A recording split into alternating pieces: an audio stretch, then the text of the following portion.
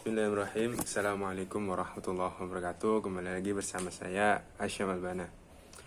Kali ini saya akan menerangkan tentang materi-materi kemarin yang sudah dijelaskan oleh para pemateri.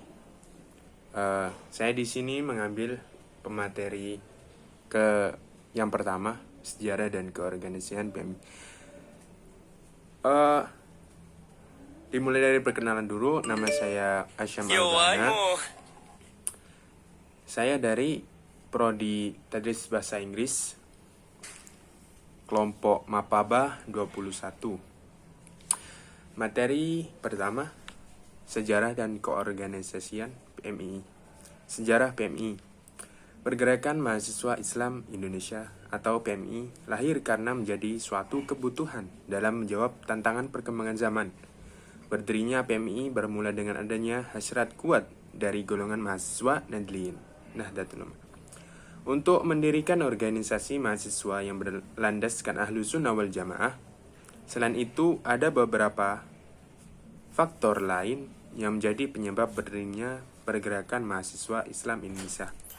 Di antaranya, kekacauan politik Indonesia tahun 1950 sampai 1959. Kedua, tidak menentunya sistem pemerintahan dan perundang-undangan. Yang ketiga, pecahnya NU dari Masyumi. Keempat, mahasiswa NU yang bergabung dalam Himpunan Mahasiswa Islam HMI. Kelima, tidak terakomodir dengan baik dan dipinggirkan. Dan yang terakhir yakni kedekatan HMI dengan salah satu parpol yang ada, Masyumi, parpol Masyumi. Hal tersebut juga menimbulkan keresahan dan keinginan kuat para intelektual NU untuk mendirikan organisasi sendiri yang berlandaskan nilai-nilai Ahli Sunnah wal Jamaah sebagai wadah untuk penyaluran aspirasi dan pengembangan potensi mahasiswa, terkhususnya mahasiswa-mahasiswa yang berkultur NU. Pada bulan Desember tahun 1955 bertepatan di Jakarta berdirilah Ikatan Mahasiswa Nahdlatul Ulama IMANU yang dipelopori oleh Wail Harit Sugianto, dan juga pada tahun yang sama di Surakarta juga berdiri keluarga mahasiswa Nahdlatul Ulama KMNU yang dipelopori oleh Mustahal Ahmad. Akan tapi kedua organisasi tersebut tidak direstui, bahkan ditentang oleh pimpinan pusat IPNU dan PBNU. Dengan alasan IPNU baru saja berdiri selama 2 tahun. IPNU memiliki keresahan jika kedua organisasi tersebut dapat melemahkan eksistensi IPNU sebagai wadah pelajar Nahdlatul Ulama pada kala itu. Adapun ke-13 mahasiswa NU yang selanjutnya disepakati sebagai pendiri PMI, yaitu yang pertama Khalid Mawardi, Jakarta. Kedua Muhammad Said Budairi, Jakarta. Ketiga Muhammad Sobik Ubaid, Jakarta. Yang keempat Ma'mum Syukri, Bandung. Yang kelima Hilman Badruddin Syah, Bandung. Yang keenam Haji Ismail Maki, Jogja.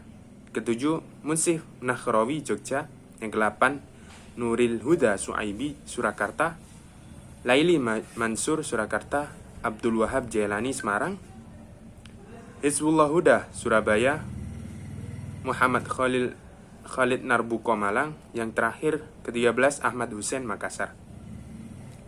Pada tanggal 19 Maret 1960, 3 dari 13 mahasiswa yaitu Muhammad Said Budairi, Hizbullah Huda, Ma'mum Syukri berangkat untuk menghadap kepada Ketua Umum PBNU, yaitu Kiai Haji Idham Khalid, agar diberi nasihat sebagai bekal dalam musyawarah mahasiswa Nahdlin yang akan diadakan di Surabaya.